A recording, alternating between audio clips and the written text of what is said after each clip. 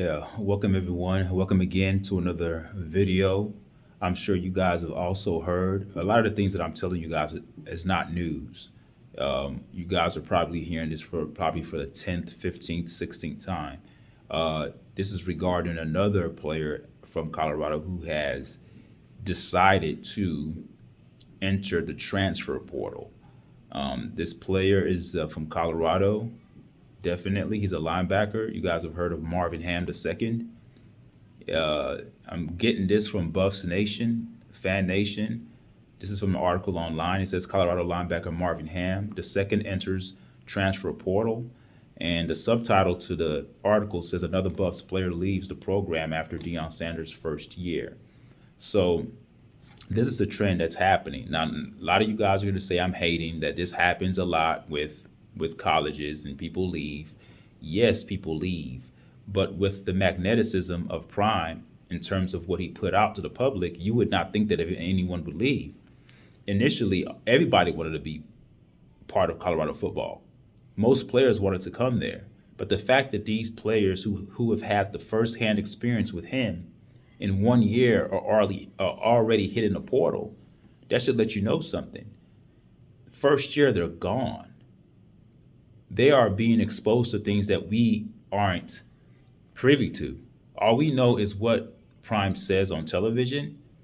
All we see is the shine, the glamour, the glitz. We see the surface material. We don't see the things that go on underneath the surface, beneath the surface, the things that are not revealed to us. These things are veiled. And there's a narrative that's being painted. And whenever you're trying to create a brand, you have to be very careful with the messaging that's put out. And Coach Prime is very clever at that. He's not an ignorant man. He's not a dumb man. He didn't get to where he's at today by being dumb. He's very clever at protecting his brand. So the fact that the article prefaces the subtitle and it says another player, that's to imply that there are more players that are leaving, or that there's more players that have already left before, prior to Ham, and then Ham being another one. All right. So I'm going to read the article, and I'm going to get you guys comments and tell me what you think. It says Colorado linebacker Marvin Ham II has entered the transfer portal on Tuesday. So it ended on Tuesday. All right. And today is Wednesday. Ham appeared in 7 games this season with 36 tackles and a sack. He was one of the 9 standout player. He was one of the 9 standout player who stayed after hearing Deion Sanders' famed Louis Luggage speech last year. So I credit Ham's character. A lot of players left because they were afraid. They were intimidated by Coach Prime.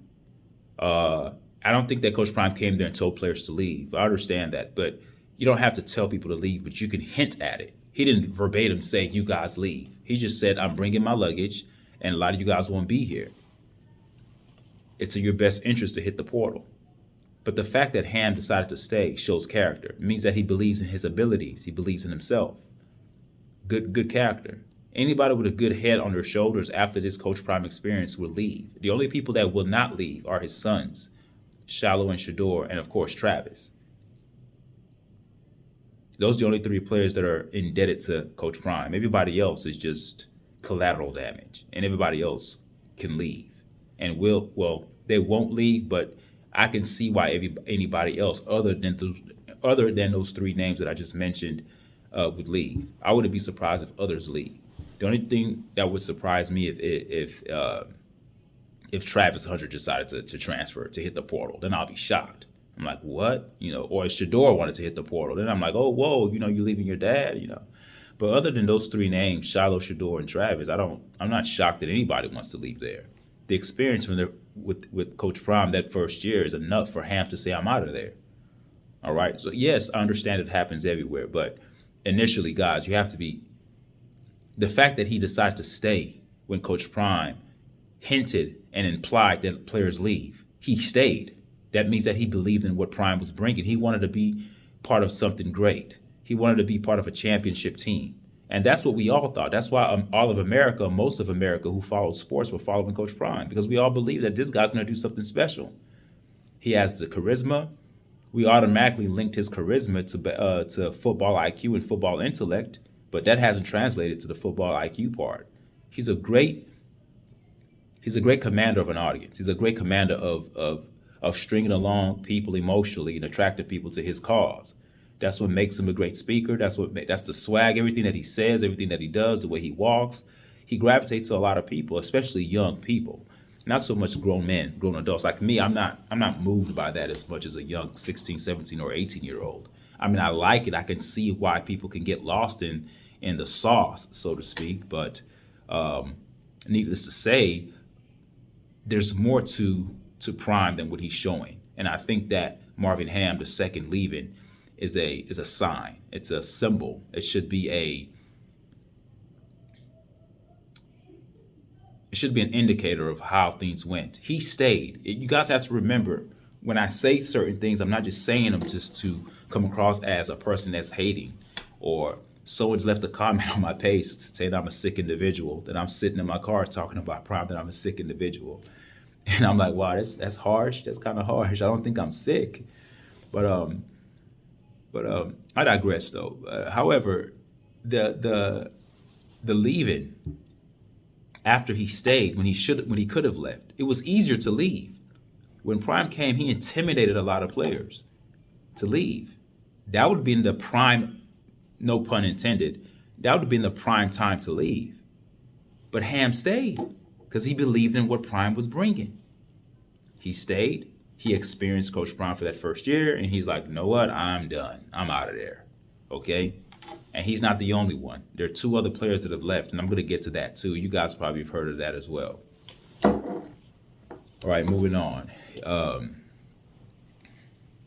He was one of the 9 standout players who stayed after hearing Deion Sanders' famed Louis Luggage speech last year. Ham played in 23 games while at Colorado with 66 total tackles and 1.5 sacks during his career.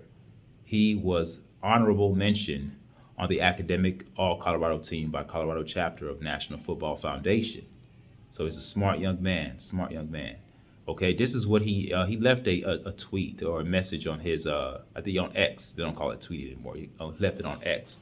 He says, gold with me. I love you guys, and we will always share that bond.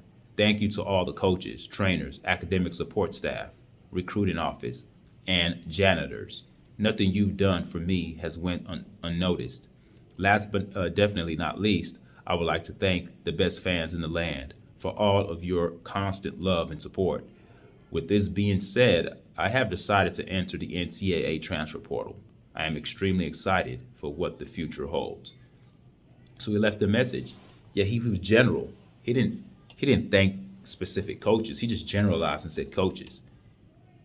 But usually, if a player is happy with the head coach, he would name the head coach. He just generalized it. Happy to all my coaches. Yeah, we know they have head coaches, assistant coaches, defensive coaches, line coaches, offensive line, defensive line coaches. They have all sorts of coaches. So he's just being general and being very smart. You don't want to send a message to make it seem like it's personal, but some of this is personal. But he's smart. This is called messaging. This is called bending the narrative or taking control of the narrative. Because if he mentioned there, I like to think, and he didn't mention coaches, and he just thanked everybody else that didn't mention the term coaches, to generalize, to give a broad brush, to just say, look, I'm thanking everybody. I'm not excluding any coach. If he left that off, then people are like, hey, he didn't thank any of the coaches. He must have a problem with Coach Prime. But just because he said coaches, that still doesn't lead me to think that he didn't have a problem with Coach Prime and the way Coach Prime ran his program. He's not the only one. Cavassier Smoke has a problem. That selfish comment Cavassier Smoke made. I made a video about that. Excuse me, my phone flipped over here. I made a video about that. That video that I made, it says exactly what I mean. Cavassier Smoke was referring to the selfishness of the team, and he's referring to Coach Prime and his son. It's very easy. Everybody else on that team made a sacrifice. People left their programs to come play for Colorado knowing that they may not even get that much time because there's only one ball, there's so much talent. And I believe that there was that 4-8 record of Colorado is not indicative of what kind of team that they have. It's actually a unsuccessful season in my estimation. I'm not saying they were supposed to win every game, but just the way they looked like they were out of their league. when they played certain teams that were horrible. I mean, they played teams that were bad in the Pac-12, and then they looked bad against bad teams. And I'm not going to believe that Colorado is that bad. That's coaching, and that's coming from the top. That's coming from the top. So that's the statement he made. Reading on, it says Ham was noted as a 4-star recruit and the number 12 inside linebacker in 2019 class, according to 247 Sports. He was an All-State selection as a senior at Belleville High School in Michigan, an honor roll student athlete all 4 years in high school with a 3.8 GPA. So he's a smart kid. That's why that messaging that he gave was very intelligent. He said, coaches, if he truly had love for Coach Prime is Colorado right now, which is the problem because his name, his brand is being made to be bigger than the university itself. And that's a conflict. Your no name is bigger than the school, and no name is bigger than the university. You become amalgamated with the university. You join the university, and you and the university become one. But no one name or no one brand is ever gonna top the brand of the university. And the problem we have now is that Prime, because of the allure and all the attraction that he brings to his name, be it negative or positive, it's overwhelming the brand of Colorado University. And that's a problem. You cannot be bigger than the school. And that's the problem we have here. So this is a very smart young man, and that's why he framed the message the way he did. He's not an idiot. He's not an idiot. This leaves Deion Sanders and his staff thin at the core of the defense. So while he's talking about you better get me now, this is the year to get me. Remember when Coach Prime said that at the press conference? This is the year to get me? No, this was probably your best year to win, to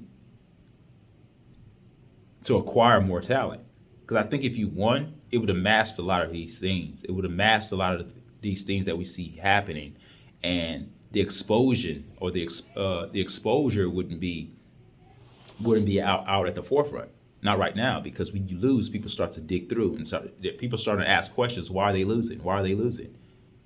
Winning has a way of masking the ills of a team. So this is your best year to win, to gain more recruits. But because you lost in the fashion that you did, Coach Prime, and the way you handled adversity of throwing people under the bus, not taking accountability for the things that you were doing, coming there with an agenda, people start to see that. No one likes that. No one likes that. That's the ugliest thing you can have. And that's the downfall of having a coach coaching their son, especially when their son is playing a position that requires a son to have the ball in their hands all the time. You weren't even discreet, Coach Prime. You were not discreet. You made it quite obvious that everything that you're doing is for your son. And I'll say it again. The Louis luggage was Shador. The Louis luggage wasn't a bunch of players. The main Louis luggage that he talked about bringing was his son. And then the little handbags was Shiloh and Travis Hunter. And maybe Dylan Edwards and, Horn Jr. and Xavier. Those were when he talked about my Louis luggage, he thought that he could just bring those handful of guys in and that'll solve the problem. There's more to football than that, Coach Prime. You know that. You played on the highest level. But I guess, when you have love for something, it clouds judgment. We know that emotions can cloud judgment. I just went to a leadership symposium. I had great speakers these were authors, great speakers who've accomplished a lot in the realm of education. And they were giving us great information on how to lead. And it talked about how, when you're leading people, it's always important to never forget everyone. Like when you're leading, you can't allow your emotions to dictate your decisions. You have to have something called emotional intelligence and emotional awareness. You have to know both.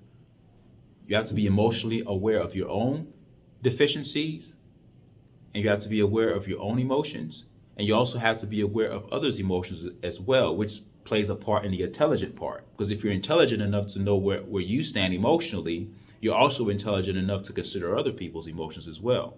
It's the empathic way of communication. And communication is a two-way process. It's not about Prime always talking and giving his information. When you give, that's not communication.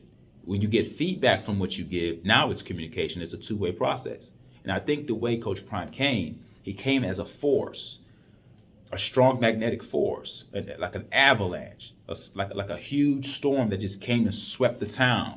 He came by storm and just gripped the city. He gripped the nation. He gripped ESPN. He gripped the sports world. He had the sports world captive for about a month and a half, almost 2 months.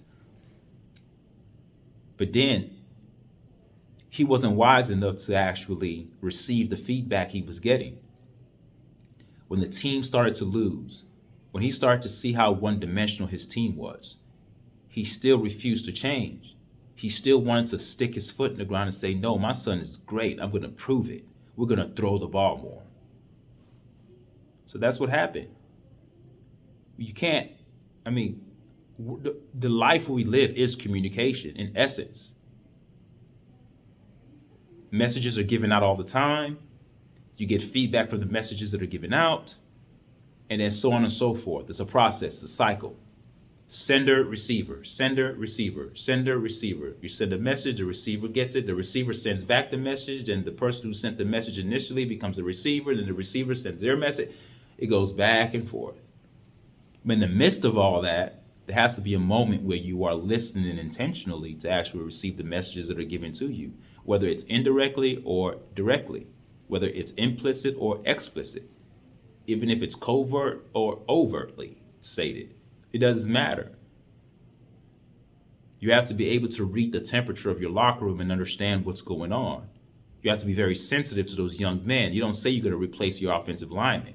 When you're asked a question about the recruits that are decommitting and the people that are leaving your team, the response to that, Coach Prime, is not to say, well, we all know what my son needs.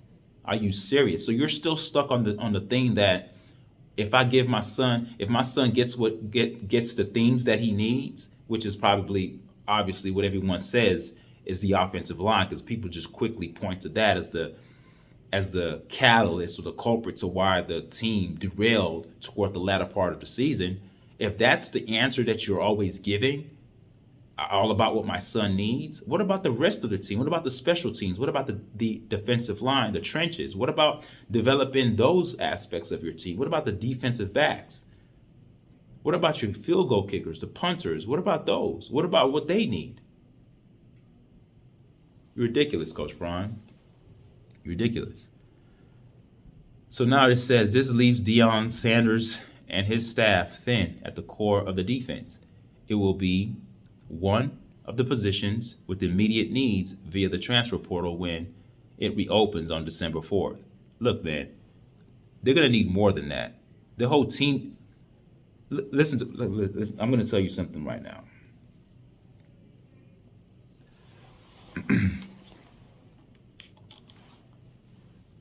Listen to what I'm going to tell you. When you don't operate with logic, with sense, where you don't operate with the laws of the universe and you go against the laws of the universe, not the laws of men. We're not talking about the laws of men. We're talking about the cosmic laws of the universe, meaning that when the universe speaks to you. So I'll give you an example of what I mean by when the universe speaks to you. If I decide to start eating crappy foods and just insert junk foods in my body, and then in 2 weeks from now I start to feel sick, the universe is talking to me. I don't need a doctor to tell me that it's the junk food that I'm eating. But when you have knowledge and you have wisdom, you understand that what you put in is what comes out. You put in junk, junk comes out. And when junk comes out, it's going to show itself or display itself in symptoms called sickness when your body is trying to excrete those toxins. Okay? You listen to the universe by making changes once you get that feedback. Once your body speaks to you, you say, hey, I need to do something different. If you're psychologically stressed, and you're letting your job stress you out, or you become sick, then you need to find something else to do or find a way to incorporate systems of self-care that's a continuum in your life, not just one moment that you do it and say, I'm done.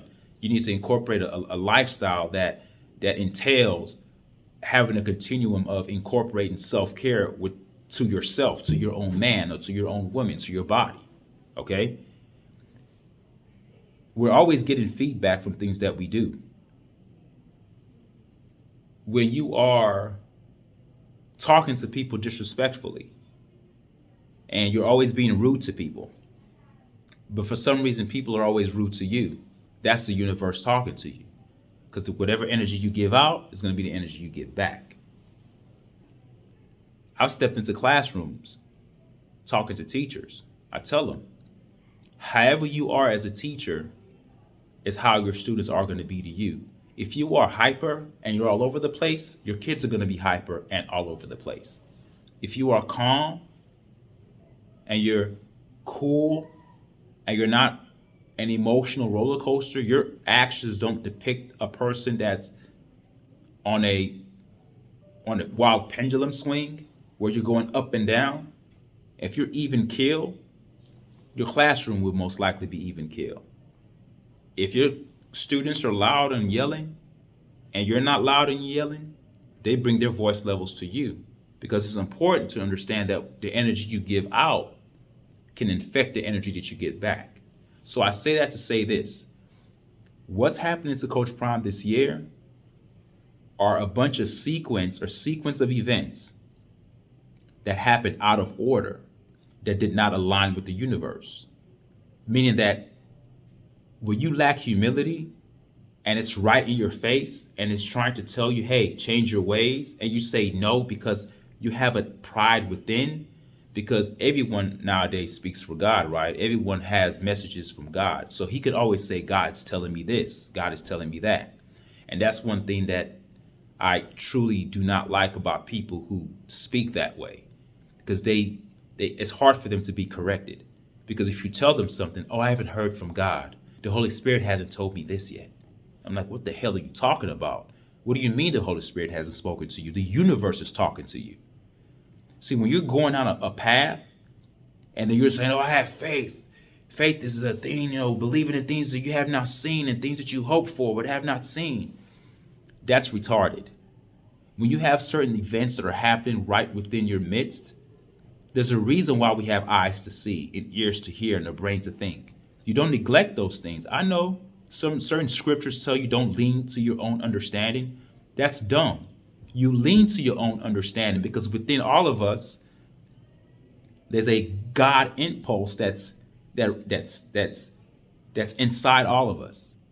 Each one of us are a generator, an organizer, and a dispenser of our own reality. That's what the acronym GOD stands for. Everyone has a God impulse in them, meaning that you know when something doesn't feel right. You get that gut feeling.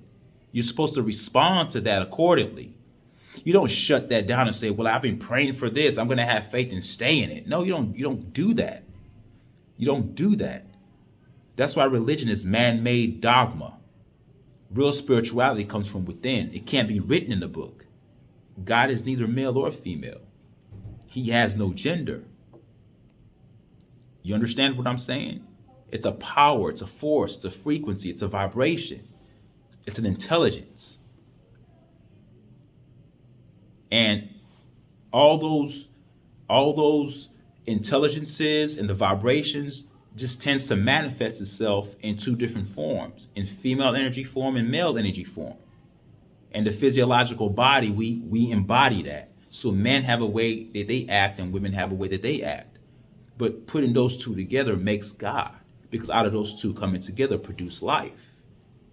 So if the creator of the universe is a creator by design, by default, he takes the power of the male and female energy to come together to give birth to life.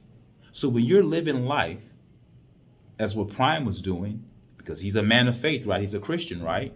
You got to be careful with people like that, because true wisdom doesn't come from saying I'm praying for something to happen because God told me. Where in the book does God say that? And then they love to put themselves in the role of a victim and say, hey, everybody's against me. So now I'm going to play the role of Goliath when it's convenient. I'm going to play the role of David when it's convenient. And then the rest of the world is Goliath because everybody's going against me. See, everybody can switch their roles and say, oh, I'm David in this narrative. The media is against me. People are hating on me because they want to see me. They don't want to see me succeed. Oh, I'm a Christian and people hate God, so that's why they're attacking me. No, let's not play the victim role here so we can absolve ourselves from common sense, so we could just be bereft of of rational thinking. Let's not do that. Let's not play the victim. None of us are victims. We all have the God impulse in us. The spark of divinity lies within. You just have to look within and actually seek it and listen. That's why meditation is key. It's not about going somewhere to get some external message to be input inside you. You are carrying the God gene already because you are here and you are alive. Whoever created you had a God that created them, had a God that created them, had a God that created them. But the ultimate creator of the universe, that spark of creation, lies in all living things and all atoms. So when Prime is behaving in the way that he's behaving, the sequence of his events, they don't align with rationality and they're out of order. So this first year that he had, the hype that he had with this first year should have been the hype that he should have had his second year. His second year would be like a first year. I want you guys to follow me. He's losing players. Players stayed when they could have left because they believed that much in Prime. Think about that. Marvin Ham II, he stayed when other players bailed. Because they were like, man, I don't believe in my abilities. He may be bringing in some really good guys. I want to get some playing time. I don't want to get cut. I'm out of here. Marvin Ham was like, nah, I believe in my abilities. I'm staying. He stayed. When he could have ran, he stayed. Other players are leaving. The first year hype that Coach Prime had, the first year hype was good. But it happened too quickly, and it happened to a man who refuses to be humbled. So now, what he should have had the second year is not going to happen. The hype in his first year is his second year. His second year would be his first year. Everything is out of whack. It's inverted. Mark my words. It'll be harder for him to win games next year than it was this year. Now, he is moving to the Big 12 next year. The Big 12 is the Pac-12 was strong this year. The Big 12 is probably not as strong as the Pac-12, so he may be able to win games. But in terms of the way they're going to look on the field, if he continues to carry on this pass-heavy approach from a son that has a fractured back, and who knows how Shedeur is going to even come back from that. Yes, I know he's young and people heal, but what kind of long-term effects does a fractured back have? I mean, I'm not a chiropractor. I'm not an expert on backbone. I'll do some research on it and make a video about it, but I don't know. He took a lot of hits this year. So that's what happens when you're a man that has the power of influence, but you refuse to be humble. And you allow your emotions to lead you rather than you leading your emotions because you lack emotional self-awareness and you lack emotional intelligence. This is how you know Coach Prime lacks emotional intelligence. When they asked him about Cavassier Smoke, all he said was, oh, yeah, he's a great guy, great player. Yeah, I'm like, what? He's calling out your team, Coach Prime. He's saying that people were selfish. But he's so disconnected, he can't see that Cavassier Smoke was referring to him. And then, this is not me saying this, you guys have probably heard this on Jason Whitlock's show. And you don't even have to hear it on Jason Whitlock's show. If you actually listen to the press conferences of Coach Prime, and I think it's in his best interest to stop talking. If I was Coach Prime, I'd just stop doing these press conferences. And if I do them, I'll Bill Belichick the press conferences. I'll Belichick it. What do I mean by Belichick it? I'll give short answers and get it over with and get out of there. You know, I do like Bill Belichick. Ask me a question, I'll give you one-word answers. Yes, no, yeah, we'll play hard. Yeah, we'll get ready for the next game. Yeah, but I'll keep it very dull. The problem with Coach Prime, he runs his mouth too much. He ends up putting his foot in his mouth. Remember when he initially said that we're not going to be an ATM, meaning that they're not going to pay players to come? Then after the last game against Utah, after they lost, now he's like, oh, we need to bring out the card and pay players. Which one is it, Coach Prime? But he's already laying out the foundation of excuses. Because next year when he loses, not if, when he loses games, he's gonna say, "Oh, we wanted to do things the right way. We didn't want to pay players. Oh, you want to do things the right way? What do you mean the right way? It is the right way to pay players. You may not have the funds. You no longer can just attract talent by your allure. You cannot rest on your laurels anymore, Coach Prime. It's not about what you did in the past. It's not about your shine. It's not about the music. It's not about the rappers anymore. That's done. You can't use that again. People are starting to see the real you now, Coach Prime. It's going to be hard to just say, people know where they can find me. No, you're going to have to go find them. That takes humility. Think about that. Every time they used to ask him earlier in the year about recruits, this is when everything was on the up and up. During that three-game winning streak, when they came out beating TCU, they beat Nebraska, they beat Colorado State. And everybody was like, hey, yeah. And people would ask him about recruits. He would say, hey, they know how to find me. They know where to find me. Nah, man. You know where to find them. You have to get your ass up, Coach Prime, and go get them. That takes humility. Yeah. I know you think everybody's supposed to come to you because your name is Coach Prime. It's not going to happen. You have players who played with you that are leaving. So appreciate this year, Coach Prime. This is probably going to be the greatest year you've ever had at a Power 5 conference. Because if you don't change your behavior, if you don't change your attitude, if you don't change your philosophy towards your son, if you don't stop being selfish and going and just trying to create your own narrative and create your own brand, if you're not 100% football, then you're going to get the same results next year. Mark my words. I'm not a psychic. The universe talks to us, guys. You can just look at empirical evidence, empirical data. We are data collectors. That's why the older we get, the wiser we become. We make dumb mistakes when we're younger, partly due because our brains are not fully developed. But even when our brains are fully developed, we're still making mistakes. But a person that grows is a person that says to themselves, I'm not going to make the same mistake again. You try your best not to make the same mistake. Whether it's dating and relationships, whether it's making friends, whether it's imbibing in bad habits, whether it's allowing yourself to be put in situations that compromises your code or compromises your conscience. I mean, anything that you do in life. We are data collectors, and the more data we have, the better we are. The better we are is called evolution, human evolution of the mind, of how we navigate through life. And I just find it very, very unfortunate that a man of 56 years old, Coach Prime, cannot get that. You cannot get that. Why does your team look more like, why does Colorado football team, why do they look more like a football team the last game of the season? Yes, I know they lost. But why do they look more like a competent football team with your son out of the game? You know why? Because it wasn't about his son. It was about the football team. So when you make it more about the football team, you start to see the different talents of the football team. But when Shador is there and you want to make it all about him and you're passing on every damn down, then hey, you're limiting your team to what they could become. You're taking all of that talent and you are simplifying the talent and cutting out the majority of it, and you're predicating everything on one person, your son. You don't need any more receivers. You don't need any more skill guys.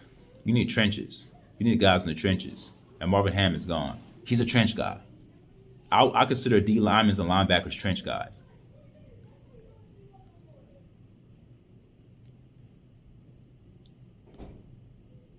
And going on, it says they're also losing Jordan Dominic to the NFL next year. Look, Jordan Dominic is going to the NFL next year. The fact that I don't know if he's going to make a team, but they had good players.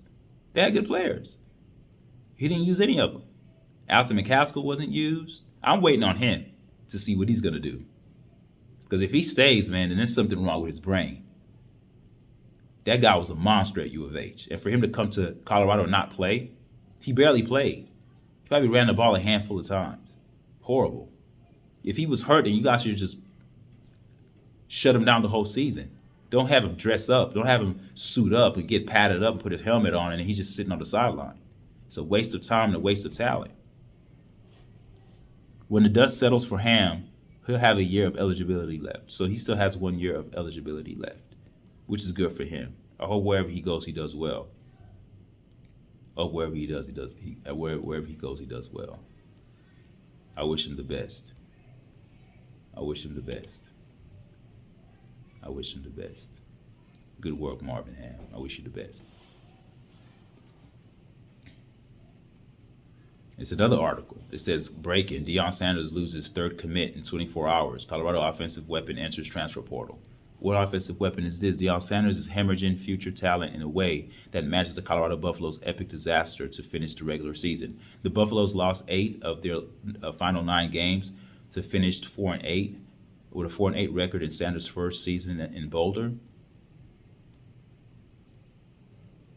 And that to me, and again, remember the narrative that I told you about how things are going to be inverted, how the second year will be like its first year. Another thing you have to actually pay attention to is that whenever there's a slow rebuild, right? Let's say a team was horrible, similar to what Colorado was, right? They were 1-11. A new coach comes in, brings in a set of players. Usually, the team is supposed to gradually improve. What happened with Prime is that they were 3-0, then all of a sudden they crashed. That's a sign of inversion because it's supposed to be a slow climb. You probably, even if they started off, let's say they started off 0-3, but let's say each game they were playing better. Every game they became more competitive. Every game they became more competitive. Every game, now they were winning the game. They're playing harder. No, that didn't happen with them. It's like the team just got worse as the season rolled on. I want you guys to follow that. Anybody who works out or lift weights or anybody who trains for anything, you understand that when you commit to something, whether it's your first time, whether it's something you've done for years, you slowly get stronger in something that you continually do consistently. You don't start something. I'm not saying that Coach Prime was supposed to come and they were supposed to win every game. That's ludicrous. But however, I would think that the team was supposed to slowly improve as the season moved on. The team just got worse. That's the disappointing part because the team is that good. The early wins wasn't a fluke. Of course, teams probably weren't prepared for them. Other teams, other defensive coordinators start to probably gather film and understand the tendencies of Coach Prime, which is not hard to do because all they do is pass the damn ball. So when they became very predictable, they became easily beatable. Predictability equates to being beat, and that's what happened. They got worse. You're supposed to have a steady climb, a steady ascension. You don't come out hot and then drop. So the worst thing that could happen to Colorado was a 3-game winning streak, because that set up what I consider fool's gold. That was the illusion to the public that this team is good. Well, let me say it this way. The team is good, but the coaching is horrible. The coaching held the team back. But the team is that good. They won in spite of him. Despite all the passing plays they were doing, they won those 3 games, despite them being pass heavy. Eventually, the conference got a hold of that shit. They said, oh, no, we're going to stop that. It's too easy. We'll just pin our ears back and go at Shador and blitz his ass and put him on the floor. If we kill the head of the snake, the team is done. And that's what they did. They broke Shador. He was injured most of the season. I don't even know when that fractured back occurred, but I know it's not something that happened the game before the last game of the season. That's not when it happened. I believe it happened with 4 games left of the season. When I start to see every time he got hit, he would get up with this limp like he couldn't walk. That's when the fracture happened. That's when the fracture happened. It's unfortunate. He's just losing guys. And we'll see what's going to happen in the upcoming days and in the upcoming weeks. We'll see what's going to happen. Because right now, it doesn't look too good. This is all based upon a man who refuses to be humble. Because, hey, at the end of the day, I'm Coach Prime. I can do whatever the hell I want. All right, thank you guys for listening. All right, bye. Yeah, leave a comment. Tell me what you guys think. And please don't insult me, guys. Don't tell me that I'm a sick individual. I'm not sick. Do I look like I'm sick? All right, I'm not mentally ill. I'm just giving my opinions. I'm giving my take. Some people do agree with me. But if you're going to disagree, at least state points. Like state what I said and go against what I said. Not to respect that, but don't call me names, guys. It's not nice. All right, take care, guys.